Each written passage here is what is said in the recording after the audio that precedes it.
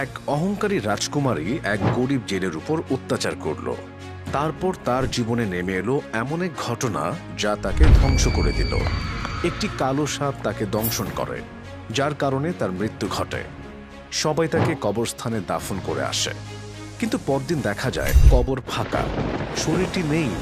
কে চুরি করলো তার মরদেহ? জানতে হলে আপনাকে শুনতে হবে এই অদ্ভুত রোমাঞ্চকর গল্পটি।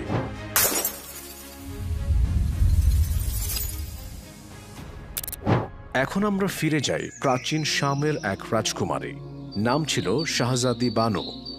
অপূর্ব রূপবতী, কিন্তু অত্যন্ত অহংকারী। যখন সে শহরের বাজার দিয়ে সওয়ারিতে করে যেত, তখন ঘরের দরজা জানালা বন্ধ করে দেওয়া হতো। দোকানিরা তাদের পর্দা নামিয়ে ফেলত। পথচারীরা রাস্তা ছেড়ে গলি খুপচিতে ঢুকে পড়ত। কেউ যদি ভুল করে রাস্তায় থেকে যেত, তাকে মাটিতে মুখ চেপে শুয়ে পড়তে হতো। যদি কেউ এই আদেশ অমান্য করত, তাহলে তার চোখে গরম লোহার রড ঢুকিয়ে দৃষ্টিশক্তি কেড়ে নেওয়া হতো। একদিন এই রাজকুমারীর সোয়ারি শহরের বাজারে যাচ্ছিল। ঠিক সে সময় একটি বৃদ্ধ পথচারী, যার মাথায় ছিল মাছ ভর্তি ঝুড়ি, ভুল করে বাজারে প্রবেশ করে। সোয়ারি এত দ্রুত গতিতে আসছিল যে সে পেছনে ফিরতে পারেনি। মাটিতে শুয়ে পড়ার সুযোগও ছিল না, ফলে তার সকল মাছ এবং বৃদ্ধ সোয়ারির আঘাতে মাটিতে লুটিয়ে পড়ে। বৃদ্ধ অসহায়ভাবে এদিক ওদিক তাকাতে থাকে। অবশেষে রাজকুমারীর সৈন্যরা তাকে ধরে ফেলে। শাহজাদি তাকে দেখে আদেশ দেয়, দুদিন পর এই লোকের চোখে দুটো গরম লোহার রড দিয়ে উপড়ে ফেলা হবে। সৈন্যরা মাথা নিচু করে বলে, যেমন হুকুম বানু সাহেবা। বৃদ্ধ জেলে কাঁপতে কাঁপতে হাত জোর করে বলে, হে রাজকন্যা, আমার ভুল হয়ে গেছে। আমার বয়সের দিকে তাকিয়ে দয়া করুন। আমি গরিব মানুষ, আমায় মাফ করুন। কিন্তু শাহজাদি আরো নির্মমভাবে আদেশ করে, এই হতভাগার চোখ তুলে ফেলো। বৃদ্ধ কাঁদতে কাঁদতে মাছ কুড়িয়ে নিতে থাকে। তার হাত কাঁপছিল, ফলে মাছ আবার পড়ে যাচ্ছিল। সৈন্যরা গালাগালি করতে করতে তাড়িয়ে দিতে থাকে। ঠিক তখনই 16-17 বছরের একটি ছেলে সেখানে এসে দাঁড়ায় এবং দয়া করে মাটিতে পড়ে থাকা মাছগুলো ঝুড়িতে তুলতে সাহায্য করতে থাকে। সৈন্যরা ক্ষুব্ধ হয়ে ছেলেটিকে ধাক্কা দিয়ে বলে, কে বলেছে তোকে এই বুড়োকে সাহায্য করতে? ছেলেটি বলে, এক গরিব বৃদ্ধকে সাহায্য করা কি অপরাধ? এক সৈন্য তখন ছেলেটিকে এক চড় মারে। ছেলেটি ধীর গলায় বলে, তোমরা যত খুশি জুলুম করো, একদিন তো মরতেই হবে। এই কথা তোমার রাজকন্যাকেও জানিয়ে দিও। এই কথা শুনে সৈন্যরা রাগে ফেটে পড়ে। বৃদ্ধ তখন সেই ছেলেকে বলে, তোমার দোয়া কবুল হোক। এই অহংকারী রাজকুমারীর সর্বনাশ একদিন হবেই। এরপর সৈন্যরা বৃদ্ধকে নিয়ে যায় এবং রাজপ্রাসাদে নিয়ে গিয়ে শাস্তি দিতে প্রস্তুত হয়। এদিকে রাজকন্যা বানু রাজভ্রমণ শেষ করে ফিরে আসে।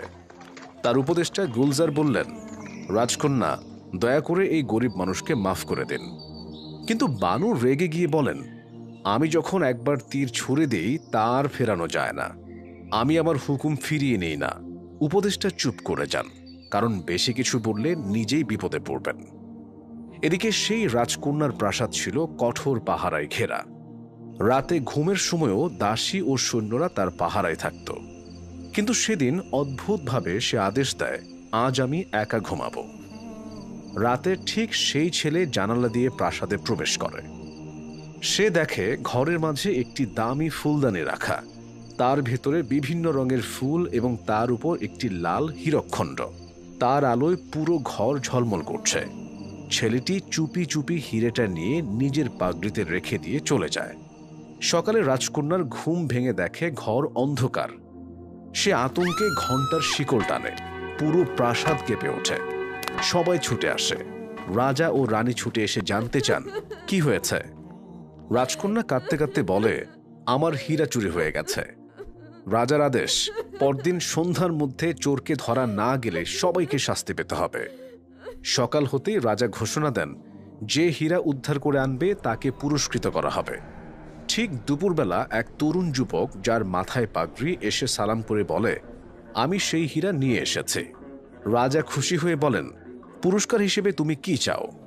ছেলেটি বলল, বাদশাহ সালামত, দুদিন আগে রাজকুমারী বানু এক গরিব বৃদ্ধ পথচারীর চোখ তুলে নেওয়ার আদেশ দিয়েছিলেন। আমি চাই আপনি সেই হুকুম ফিরিয়ে নিন এবং এই 5 জন সৈন্যের পিঠে চাবুক মারা হোক, কারণ তারা সেই গরিব মানুষকে ধরে এনেছে এবং আমাকে অপমান করেছে। বাদশাহ জিজ্ঞেস করলেন, তোমার ওই পথচারীর সাথে সম্পর্ক কি? ছেলেটি বলল, কোনো সম্পর্ক নয়, শুধুমাত্র তার দুঃখ দারিদ্র্য আর অসহায়তা দেখে আমার মায়া লেগেছে। সে যদি ভুল করে রাজকুমারীকে দেখেও ফেলে তাতে রাজকুমারীর কি ক্ষতি হতো? বাদশাহ প্রধানমন্ত্রী ফারুক আহমদের দিকে তাকিয়ে বললেন, এই পথচারীকে আমি ক্ষমা করে দিলাম, তাকে মুক্ত করে দাও, তবে এই ছেলেটিকে এবং 5 জন সৈন্যকেও কারাগারে পাঠিয়ে দাও। ছেলেটি চিৎকার করে বলল, আমার অপরাধ কি? আমি চোর নই। বাদশাহ বললেন, তুমি সেই হীরা চুরি করেছ। ছেলেটি বলল, আমি তো পথচারীকে বাঁচাতে চুরিটা করেছে। বাদশাহ বললেন, ব্যাখ্যার প্রয়োজন নেই। ছেলেটি রেগে গিয়ে বলে, যদি আমায় বন্দি করেন তবে মনে রাখবেন একদিন আমি আপনার রাজমুকুট চুরি করব, আর আপনি আমাকে ধরতেও পারবেন না। বাদশাহ বললেন, মূর্খ ছেলে, ভুলভাল কথা বলো না। এরপর তিনি সৈন্যদের ইশারা করলেন এবং তারা ছেলেটিকে ধরে নিয়ে গেল। মন্ত্রীদের আদেশে বৃদ্ধকে মুক্ত করা হয় এবং সৈন্যদের 20টি করে 20 চাবুক মারা হয়। রাজকুমারী হীরা ফিরে পেয়ে খুশিতে বাদশার গলায় ঝাঁপিয়ে পড়ে বলে, আব্বাজান, এই চোরকে কঠোর শাস্তি দিন। বাদশাহ বললেন, আমি তাকে জেলে পাঠিয়েছি এবং ভাবছি আগামীকাল সকালে লোকসমক্ষে তার 2 হাত কেটে ফেলা হবে, যাতে সবাই শিক্ষা নিতে পারে। রাজকুমারী বললেন, এই সিদ্ধান্ত একদম ঠিক। ও তো আপনার রাজমুকুট চুরির হুমকি পর্যন্ত দিয়েছে। বাদশাহ বললেন, ওর হাত কেটে ফেলার আগেই যেন সে আমার ঘরে পৌঁছাতে না পারে। তারপর প্রধানমন্ত্রীকে আদেশ দিলেন, আজ শহর জুড়ে ঘোষণা করে দাও যে কাল সকালে চোরের 2 হাত কাটা হবে, সবাই যেন এসে দেখে। মন্ত্রী বললেন, ঠিক আছে, যদি এখনই তাকে শাস্তি না দেওয়া হয় তবে সে ভবিষ্যতে বড় ডাকাত হয়ে উঠবে। সেই রাতেই মন্ত্রী জেলখানায় ছেলেটিকে জানালেন, তুমি যদি চুরি না করতে তবে এই অল্প বয়সে এত কঠিন শাস্তি পেতে না। ছেলেটি হেসে বলে, তোমরা সবাই পাগল, কে আমার হাত কাটবে শুনি? সূর্য ওঠার আগেই আমি এখান থেকে পালিয়ে যাব। মন্ত্রী জেলারকে আদেশ দিলেন, আজ রাত কড়া পাহারা দাও এবং ভেতরে পুরোপুরি অন্ধকার রাখো। জেলার বললেন, আপনি নিশ্চিন্ত থাকুন, এই ছেলে তো নয়, একটা পিঁপড়েও বাইরে যেতে পারবে না। রাত কেটে গেল। সকালে মন্ত্রী এসে দেখে হাতকড়া আর পায়ে পরানো শৃঙ্খল মাটিতে পড়ে আছে, দরজা জানালা সব বন্ধ, কিন্তু ছেলেটি নেই। তিনি জেলারকে ডেকে চিৎকার করে বললেন, তুমি পাহাড়ের মধ্যে থেকেও ওকে কিভাবে যেতে দিলে? জেলার ভয়ে কাঁপতে কাঁপতে বলল, স্যার, আমি নিজে রাতভর পাহারায় ছিলাম, একটু পরপর ভিতরে গিয়ে দেখেছি, কিছুই বুঝতে পারছি না ও কিভাবে বের হলো। মন্ত্রী রেগে গিয়ে রাজার কাছে অভিযোগ করলেন। রাজা রাগে গর্জে উঠলেন, যে যতজন সৈন্য রাতে পাহারায় ছিল সবাইকে জেলে ঢোকাও এবং সকাল সন্ধ্যা 20 করে 20 চাবুক মারা হোক। সারা দিন রাজা চরম রাগে থাকলেন, কারো সঙ্গে কোনো কথা বললেন না, এমনকি রানী ও রাজকুমারীকেও দেখা দিলেন না। রাতে তিনি আগেই বিছানায় চলে গেলেন। সকালে রাজকুমারী বাবার কাছে এসে দেখে তিনি বিষণ্ণ। সে বাবার কাঁধে হাত রেখে বলল, আব্বাজান, আপনি এত মন খারাপ করে আছেন কেন? রাজা উত্তর দিলেন, গতকাল ছেলেটি পালিয়েছে আর আজ রাতেই সে আমার রাজমুকুট চুরি করে নিয়ে গেছে। রাজা বললেন, ও এমনভাবে আসে যেন কারো চোখেই পড়ে না, আর যা চায় নিয়ে যায়। রাজকুমারী বলল, আমার মনে হয় সে এই প্রাসাদের কোনো দাসের সঙ্গে মিলে গেছে, না হলে প্রাসাদে প্রবেশ করার সাহস পায় কিভাবে? রাজা বললেন, আমার বিশ্বাস বৃদ্ধ পথচারীর সাথে তার সম্পর্ক আছে, তাই তাকে ধরে আনা হোক আর ঘোষণা দেয়া হোক যে তাকে সাহায্য করবে তাকেও কঠিন শাস্তি দেওয়া হবে। রাজকুমারী বলল, এটা দারুণ পরিকল্পনা। রাজার সঙ্গে সঙ্গে প্রধানমন্ত্রীকে ডেকে পরিকল্পনা জানালেন। মন্ত্রী বললেন, রাজমুকুট ফিরে পেলে ছেলেটিকে নজরদারিতে রাখা উচিত। রাজকুমারী বললেন, ওকে রশিতে বেঁধে আমার ঘরে রাখব, তারপর দেখি কিভাবে পালায়। মন্ত্রী সৈন্যদের আদেশ দিলেন, বৃদ্ধ পথচারীকে ধরে আনো। 1 ঘন্টার মধ্যে সৈন্যরা ঘোড়ায় চড়ে বৃদ্ধকে ধরে আনল।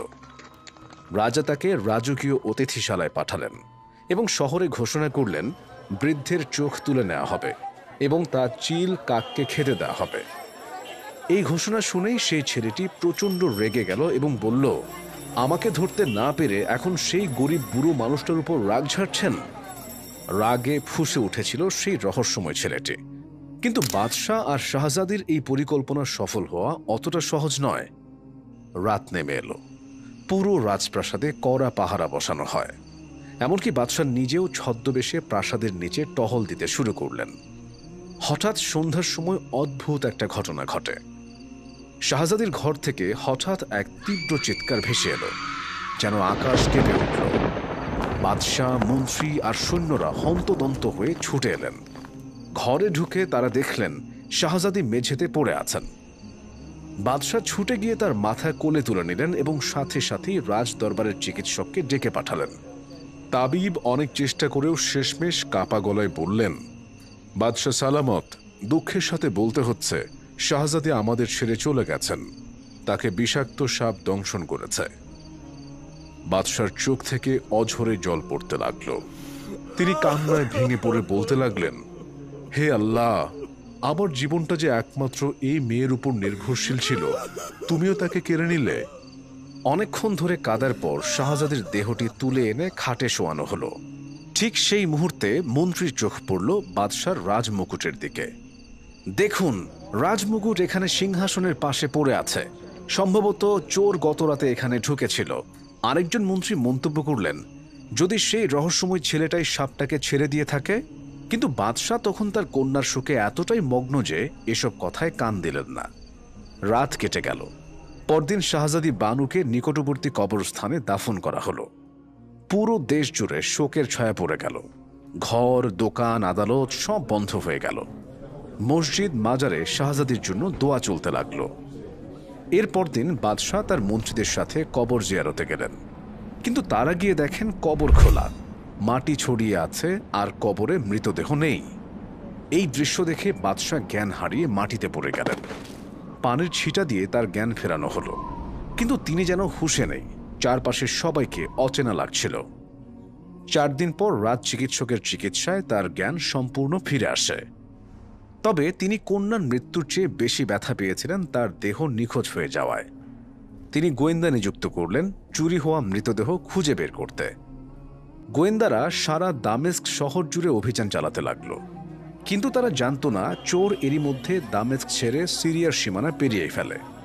চোর একটি দ্রুতগতির সাদা ঘোড়ায় করে শাহজাদের মৃতদেহ নিয়ে বাগদাদের দিকে এগিয়ে চলেছে। তার বিশ্বাস বাগদাদে সে নিরাপদ আশ্রয় পাবে।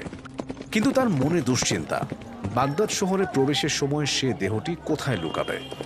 একটি ছোট্ট জনপদের কাছে পৌঁছে সে মৃতদেহটিকে ঝোপের ভেতর লুকিয়ে রেখে কাঠের একটি বড় সিন্দুক কিনে আনে।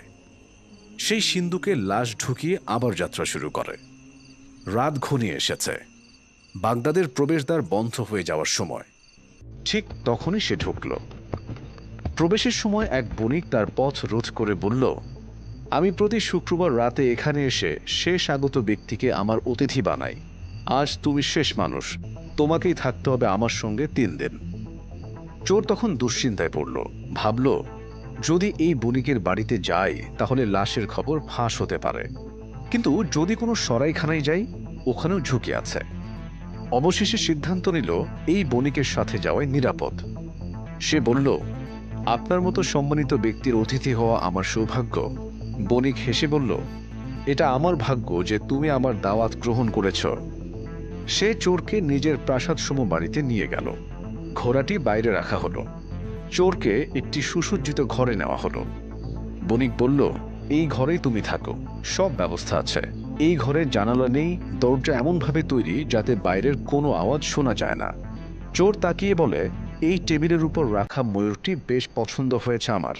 বণিক বলল, এটাতে যন্ত্রপাতি বসানো আছে। যখন সবকিছু সক্রিয় হয় তখন এই ময়ূর নাচতে থাকে। চোর বলল, আমি কি এখন ওর নাচ দেখতে পারি? বণিক বলল, এর নাচের সময় নির্ধারিত আছে। সময় হলে এমনি শুরু করবে, কিন্তু মনে রেখো, যখন এটা নাচবে তখন এর কাছে যেও না। চোর অবাক হয়ে জিজ্ঞেস করল, এটা তো খুব দামি জিনিস মনে হচ্ছে, কোথা থেকে পেলেন? বণিক বলল, এটা আমাকে উপহার হিসেবে দেওয়া হয়েছিল। তারপর সে হাততালি দিয়ে এক দাসকে ডাকলো এবং বলল, যদি খাবার প্রস্তুত হয়ে থাকে তবে এখনই পরিবেশন করো। দাস বলল, স্যার, সব প্রস্তুত আছে। বণিক চোরের হাত ধরে ডাইনিং কক্ষে নিয়ে গিয়ে তাকে খাওয়ালো। খাওয়ার পরে বলল, এখন বিশ্রাম নাও, কাল সন্ধ্যায় আবার দেখা হবে। চোর জিজ্ঞেস করলো, আপনি দিনে থাকবেন না? বণিক বলল, না, আমি সকালে বের হই আর সন্ধ্যায় ফিরি। চোর খোদা হাফেজ বলে নিজের ঘরে ফিরে দরজা ভেতর থেকে বন্ধ করল। আরাম করে কিছুক্ষণ পর সে সেই সিন্দুক খুলে শাহজাদির দেহ বের করল। তারপর ছেলেটি পকেট থেকে একটি সাদা রুমাল বের করল এবং নিজের মুখে বাতাস করল। হঠাৎই সে মেঝেতে লুটিয়ে পড়ল এবং রূপান্তরিত হয়ে গেল একটি কালো বিষধর সাপে। সে শাহজাদির পায়ে একটি দংশনের চিহ্ন দেখতে পেয়ে সেখানে মুখ রেখে বিষ চুষতে শুরু করল। মুখ ভর্তি বিষ সে একটি পেয়ালায় থুতু দিয়ে ফেলছিল। চুষতে চুষতে যখন রক্ত বের হতে শুরু করলো তখন সে থেমে গেল। এরপর ঘরের এক কোণে গিয়ে কিছু মাটি চাটল এবং তৎক্ষণাৎ আবার মানুষে রূপান্তরিত হলো। এদিকে শাহজাদির চোখ খুলে যায়। সে শাহিদকে দেখে বলল, আমার গলায় যেন কাটার মতন কিছু বিঁধছে, একটু পানি দাও। শাহিদ একটি গ্লাসে পানি ঢেলে তার হাতে দিল এবং তাকে ধীরে ধীরে বিছানায় শুইয়ে দিল। তারপর ফলমূল এনে খেতে দিল। খাওয়ার পর শাহজাদির শরীরে কিছুটা বল ফিরে এলো। সে জিজ্ঞেস করলো, আমি এখন কোথায়? তুমি কে? শাহিদ উত্তর দিল, আমার নাম শাহিদ জামাল, আমি দামেস্কের বাসিন্দা, কিন্তু এখন বাগদাদে আছি। শাহজাদি একটু চুপ করে থেকে বলল, চোখ খোলার আগে আমি একটি স্বপ্ন দেখছিলাম, খুবই ভয়াবহ স্বপ্ন, কিন্তু এখন মনে হচ্ছে সেই স্বপ্নই যেন বাস্তব হয়ে গেছে। এটা কি রহস্য? শাহিদ জিজ্ঞেস করল, স্বপ্নে কি দেখেছ? শাহজাদি বলল, আমি দেখেছি আমি মারা গেছি। আমাকে নদীর ধারে রাজকীয় কবরস্থানে দাফন করা হয়েছে। হঠাৎ কবর খুলে যায় এবং তুমি আমাকে বের করে একটি সাদা ঘোড়ায় তুলে নিয়ে ছুটতে থাকো। তারপর আমাকে এক ঝোপে লুকিয়ে রেখে কাঠের সিন্দুকে ভরে ফেলো। অনেক পরে সেই সিন্দুক খুলে তুমি একটি সাপে পরিণত হয়ে আমার বিষ চুষতে শুরু করো। এই কথা শুনে শাহিদ হতবাক হয়ে গেল। সে ভাবল, এত কিছু জানলো কিভাবে? ও তো জ্ঞানহীন ছিল। শাহজাদে জিজ্ঞেস করল, তুমি কি ভাবছ? বলো না, আমি কি আমার প্রাসাদে আছি? শাহিদ বলল, তুমি যা স্বপ্নে দেখেছ সেটাই বাস্তব। তোমাকে সাপ দংশন করেছিল। তোমার বাবা ভাবেন তুমি মারা গেছো, তাই কবর দেন, কিন্তু আমি জানি সাপে কাটা মানুষ 3 দিন পর্যন্ত বাঁচে, তাই আমি কবর খুলে তোমাকে নিয়ে এসেছি। শাহজাদি অবাক হয়ে জিজ্ঞেস করল, তুমি আমাকে চেনো কিভাবে? শাহিদ বলল, আমি একসময় তোমার প্রাসাদে হীরা চুরি করতে গিয়েছিলাম, তখন তোমাকে দেখেছিলাম। শাহজাদি জিজ্ঞেস করল, তুমি সাপে কিভাবে রূপ নিলে? তুমি কি জাদুকর? শাহিদ বলল, আমি জাদুকর নই, তবে আমার বাবা মৃত্যুর আগে এই রুমালটি দিয়েছিলেন। এই রুমালের বাতাসে আমি সাপে পরিণত হই এবং মাটি চেটে মানুষে ফিরে আসি। শাহজাদি চোখ বন্ধ করে কিছুক্ষণ ভাবল। শাহিদ বলল, কি ভাবছ? শাহজাদি বলল, আমি ভাবছি যখন সাপ আমাকে দংশন করে তখন আমার আত্মা যেসব দৃশ্য দেখছিল সেগুলোই যেন স্বপ্ন হয়ে আমার সামনে এসেছে। শাহিদ বলল, আমারও তেমনই মনে হয়। এখন এগুলো ভুলে যাও, ঘুমাও। শাহজাদি বলল, ভোর হলে আমাকে আমার আব্বার কাছে নিয়ে চলো, তিনি আমার জন্য নিশ্চয়ই কাঁদছেন। শাহিদ কঠিন স্বরে বলল, তুমি তাকে ভুলে যাও, আমি তোমাকে নিজের জন্য নিয়ে এসেছি, তুমি আমার সঙ্গেই থাকবে। শাহজাদি বলল, আমি একজন রাজকুমারী, আমি একটা সাধারণ চোরের সাথে থাকতে পারবো না। শাহিদ বলল, তবু থাকতে হবে, কারণ এখন তুমি আর রাজকুমারী নও। যদি পালানোর চেষ্টা করো আমি তোমাকে জীবিত রাখবো না। ঠিক তখনই ঘরের ময়ূরটি তার পাখা মেলে নাচতে শুরু করলো। সাথে বাজতে লাগলো নানা রকম বাদ্যযন্ত্রের শব্দ। ময়ূরের পাখায় লাগানো ছিল রঙিন মুক্তা। সেই মুক্তার আলোয় ঘর আলোকিত হয়ে উঠল। হঠাৎ একটি মুক্তা মেঝেতে পড়ে গেল এবং ময়ূরের নাচ থেমে গেল। শাহিদ সেই মুক্তাটি তুলতে যাচ্ছিল। শাহজাদি তাকে থামিয়ে বলল, ওটা পরের জিনিস, হাত দিও না। শাহিদ বলল, আমি তো চুরি করতে যাচ্ছি না। শাহজাদি বলল, তবু স্পর্শ করো না। শাহিদ ওর কথা মেনে নিল। এরপর শাহজাদি ঘুমিয়ে পড়ল, কিন্তু শাহিদ জেগেই থাকলো। সে ভাবল, সাপ হয়ে ঘুরে দেখি তো এই জাদুকর বণিকের বাড়িতে কি কি রহস্য আছে। সে আবার রুমাল বের করে নিজের মুখে বাতাস দিল এবং সাপে রূপান্তরিত হয়ে ঘর ছেড়ে বেরিয়ে গেল। হবেলির 20-25টি ঘর সে ঘুরে দেখল, সব ঘরেই দামি জিনিসে ভরা। শেষে সে ছাদে একটি ঘরে পৌঁছালো। এটা একেবারেই আলাদা ছিল। ঘরে শুধু ছিল কঙ্কাল, মৃত মানুষের খুলি আর একটা টেবিল। একপাশে ছিল একটি আয়না, আর জাদুকর ল্যাম্পের চিমনি তুলছিল। ল্যাম্প থেকে ধোঁয়া উঠল, আর সেই আয়নায় স্পষ্ট দেখা গেল সেই মুক্তা, যেটা ময়ূর থেকে পড়ে গিয়েছিল। জাদুকর সেটা দেখে কিছু একটা ভাবছিল। এই দৃশ্য দেখে শাহিদ বুঝে গেল এই লোক বণিক নয়, জাদুকর। আর এই মুক্তা নিশ্চয়ই বিশেষ কোনো গোপন রহস্য বহন করে। তাই সে ভাবল ভাগ্য ভালোই যে ওটা তুলিনি। সে আবার ঘরে ফিরে গিয়ে মাটি চেটে মানুষের রূপ নিল এবং শাহজাদির পাশে কার্পেটে ঘুমিয়ে পড়ল। সকালে দুজনে একসাথে জেগে উঠল। শাহিদ সব ঘটনা খুলে বলল এবং বলল, এখান থেকে পালাতে হবে, এই জাদুকর বিপদ ডেকে আনবে। শাহজাদি বলল, আমিও এখানে আর থাকতে চাই না, চলো দামেস্কে ফিরে যাই। ঠিক তখনই সেই জাদুকর দরজায় এসে হাজির। সে শাহজাদির দিকে তাকিয়ে শাহিদকে বলল, এই মেয়েকে আর কখন এলো? শাহিদ বলল, এই মেয়েটি আমার স্ত্রী। ডাকাতদের ভয়ে আমি ওকে একটি সিন্ধুকে করে নিয়ে এসেছে। জাদুকর চুপ হয়ে গেল। তারপর মেঝেতে পড়ে থাকা মুক্তাটি তুলে আবার ময়ূরের পায়ে বসিয়ে দিল। শাহজাদি বলল, আপনি এখন আমাদের অনুমতি দিন, আমরা এখান থেকে যেতে চাই। জাদুকর বলল, এখনই না, আমি আমার অতিথিদের 3 দিন পর বিদায় দেই। যদি মন অস্থির হয় তবে নাস্তা করে আমার বাগান দেখে এসো।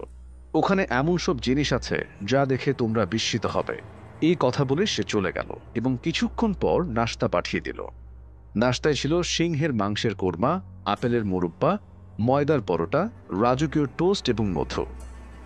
শাহজাদি আশঙ্কায় বলল, এর মধ্যে এমন কিছু না থাকে যাতে সে জাদু করে রেখেছে। শাহিদ বলল, আমারও তাই মনে হচ্ছে, এখন আমাদের কি করা উচিত? শাহজাদি বলল, আমরা কিছুই খাবো না, না খেয়ে থাকা ভালো। সাফারির অজুহাতে এখান থেকে পালাবো। শাহিদ এই প্রস্তাবে রাজি হলো এবং সব নাস্তা কালো সিন্ধুকে ভরে ফেলল আর প্লেটগুলো ফাঁকা করে দিল। এরপর জাদুকর এলো এবং দুজনকে নিয়ে বাগানে গেল। সে বলল, আমি বাজারে যাচ্ছি, তোমরা এখানে ঘুরে দেখো, তবে এই বাগানের কোনো কিছুকে ছোবে না। সে চলে গেল। তারা বাগান ঘুরে দেখতে লাগলো। তারা দেখল যে ডালের ফুল ফোটে সেখানে একটি পাতাও নেই। চলতে চলতে তারা পৌঁছালো এক বারাদারিতে। সেখানে অসংখ্য খাঁচা ঝোলানো, প্রতিটিতে এক একটি অপূর্ব পাখি। শাহজাদি বলল, এমন পাখি আমি আগে দেখিনি। শাহিদ বলল, এই জাদুকরের কাছে এসব পাওয়া কঠিন নয়। ঠিক তখনই একটি সাদা পাখি বলল, তোমরা কি আমাদের সাহায্য করবে? শাহজাদি চমকে উঠে বলল, তোমরা কথা বলতে পারো? বলো, কি সাহায্য চাই? পাখিটি বলল, আমরা পাখি নই, মানুষ। এই নিষ্ঠুর জাদুকর আমাদের পাখিতে রূপান্তর করে খাঁচায় বন্দি করেছে। যদি কোনোভাবে তোমরা ছাদে উঠে ল্যাম্প জ্বালাও এবং ধোঁয়া ওঠার পর চিমনি ভেঙে ফেলো, আমরা সবাই মানুষে ফিরে যাব। আরেক পাখি জিজ্ঞেস করলো, তোমরা কারা? এই জাদুকরের কে? শাহিদ বলল, আমরা তার অতিথি। পাখি বলল, তোমরা কি ময়ূরের নাচ দেখেছ? শাহিদ বলল, হ্যাঁ দেখেছি। একটা মুক্তা পড়ে গিয়েছিল, কিন্তু আমরা তুলিনি। আজ সকালে নাস্তা এলো, সেটাও আমরা খাইনি। পাখি বলল, এই কারণেই তোমরা বেঁচে গেছো। যদি মুক্তা তুলতে অথবা নাস্তা খেতে, তোমরাও পশুতে রূপান্তরিত হতে বা তার গোলাম হয়ে যেতে। দুজনই রুমে ফিরে এলো। শাহজাদি বিছানায় শুয়ে পড়ল আর শাহিদ ছাদে গেল। সেখানে কাউকে না পেয়ে সে ল্যাম্প জ্বালালো এবং চিমনি তুলল। ধোঁয়া উঠতে লাগলো। সে চিমনিটিকে জোরে মাটিতে আছড়ে ভাঙল। তারপর দ্রুত নিচে নেমে এলো।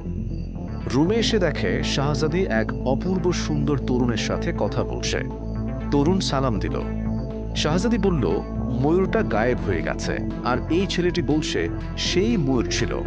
জাদুকর তাকে পশুতে রূপান্তর করেছিল। শাহিদ বলল, আমি চিমনি ভেঙেছি, তাই জাদুর প্রভাব কেটে গেছে। এখন সবাই আবার মানুষে ফিরেছে। সে বাগানে গেল। দেখে হলুদ ফুলগুলো রঙিন হয়ে উঠেছে এবং দূর থেকে একদল মানুষ এগিয়ে আসছে। তারা কাছে এসে শাহিদকে ধন্যবাদ জানালো এবং বলল, জাদুকর ফেরার আগেই এখান থেকে পালিয়ে যায়। তাদের কার কি অবস্থা জিজ্ঞেস করে শাহিদ জানতে পারল অনেকেই বণিক, কেউ রাজপুত্র, কেউ সওদাগর, কেউ আবার ছদ্মবেশে রাজা। জাদুকর তাদের সব সম্পদ দখল করে রেখেছিল। সবাই বলল, চলো প্রাসাদে গিয়ে নিজেদের মালপত্র খুঁজে আনে। তারা প্রাসাদে গিয়ে যা কিছু পেল তুলে নিল। অন্য মাল না পেয়ে কিছু দামি জিনিসও নিয়ে নিল। শাহিদও অনেক দামি জিনিস নিয়ে সিন্দুক ভরল। তারপর সবাইকে নিয়ে প্রাসাদ থেকে বেরিয়ে গেল। প্রহরীরা চিৎকার করলেও কেউ শোনেনি। সবাই শহরের বাইরে একটি তাঁবু গেড়ে বিশ্রাম নিতে লাগলো। এরপর 2244 জন সওদাগর শহরে গিয়ে মাল বিক্রি করলো। শাহিদও হাজার হাজার স্বর্ণমুদ্রার জিনিস বিক্রি করে একদিনেই ধনী হয়ে উঠল। এদিকে জাদুকর প্রাসাদে ফিরে এলে প্রহরীরা জানালো, আপনার সব অতিথি আজ সকালে মালপত্র নিয়ে চলে গেছে। আমরা বাধা দিলেও তারা কথা শোনেনি। জাদুকরের পায়ের নিচ থেকে যেন মাটি সরে গেল। সে ছুটে বাগানে গিয়ে দেখল ফুল রঙিন খাঁচাগুলো গায়েব।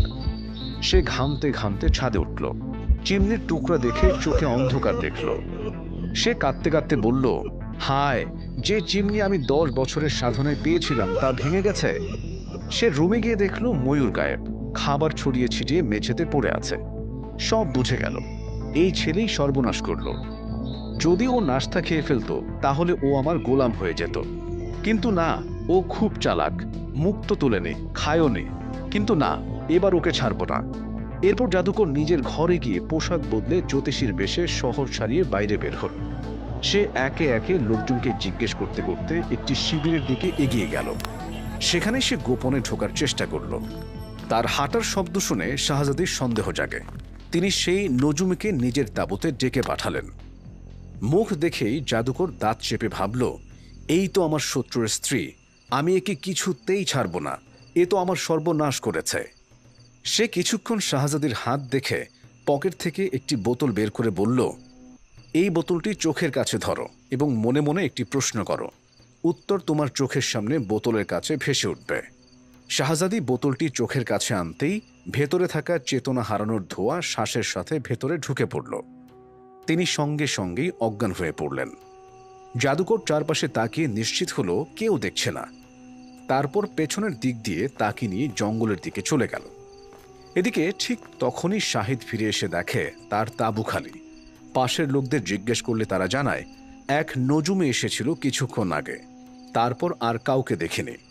শাহিদ বুঝে গেল জাদুকরি ওকে ফাঁদে ফেলেছে। তার মনে পড়ে গেল হয়তো ওরা পেছনের দিক দিয়ে বেরিয়ে গেছে। সঙ্গে সঙ্গে সে মাটিতে পায়ের ছাপ খুঁজতে লাগলো। ছাপ দেখে দ্রুত সেদিকে ছুটল। দূরে সে দেখতে পেল জাদুকর কাঁধে শাহজাদিকে নিয়ে হেঁটে যাচ্ছে। শাহিদ পকেট থেকে রুমাল বের করল। হঠাৎ চিন্তা করে আবার রেখে দিল। সে দৌড়ে এগিয়ে গেল। জাদুকর তাকে দেখে বলে উঠল, খবরদার, কাছে এসো না, না হলে আগুনে পুড়িয়ে ছাই করে ফেলব। শাহিদ বলল, হে প্রতারক, নিষ্ঠুর দানব, ওকে এখনই নিচে নামাও, না হলে আমি তোমাকে মাটিতে মিশিয়ে দেব। জাদুকর তখন শাহজাদিকে ফেলে দিল এবং পকেট থেকে এক মৃত হাতের নখর তুলে বলল, যদি বাঁচতে চাও চলে যাও, না হলে মানুষ থেকে পশুতে পরিণত করে দেব। শাহিদ শান্তভাবে বলল, ঠিক আছে, আমি যাচ্ছি। সে পাশের ঝোপে গিয়ে সাপে রূপান্তরিত হলো। ঘাসের ভেতর দিয়ে চুপি চুপি সে জাদুকরের পেছনে পৌঁছে গেল। জাদুকর যখন শাহজাদিকে তুলতে ঝুঁকেছিল তখনই শাহিদ তাকে পিঠে দংশন করল। জাদুকর ব্যথায় চিৎকার করে পড়ে গেল এবং ছটফট করতে করতে নিস্তেজ হয়ে পড়ল। শাহিদ মাটিতে কিছু চেটে আবার মানুষের রূপ নিল। একটা ঝর্ণা থেকে পানি এনে শাহজাদির মুখে ছিটিয়ে দিলে তিনি জ্ঞান ফিরে পেলেন। তিনি চোখ খুলেই বললেন, ও, আমি বুঝতে পারিনি ও যে জাদুকর, সে তো নজুমি সেজে এসেছিল। শাহিদ বলল, আমি সময় মতো এসে পড়ায় ওর খেলা শেষ হয়েছে, চলো ফিরে যাই। এদিকে বণিকেরা ফিরে এলো। সবাই নিজেদের জিনিসপত্র গোছাচ্ছে। সব মাল বিক্রি হয়ে গেছে। সবাই এখন ফিরে যাচ্ছে। শাহিদ বলল, চলুন আমরা বাগদাদের বাদশাহের কাছে গিয়ে পুরো ঘটনা বলি। সবাই এতে সম্মত হলো। তারা বাদশাহের প্রাসাদে পৌঁছালো। বাদশাহ তাদের সাথে সঙ্গে সঙ্গেই দেখা করলেন। তিনি মনোযোগ দিয়ে পুরো ঘটনা শুনলেন।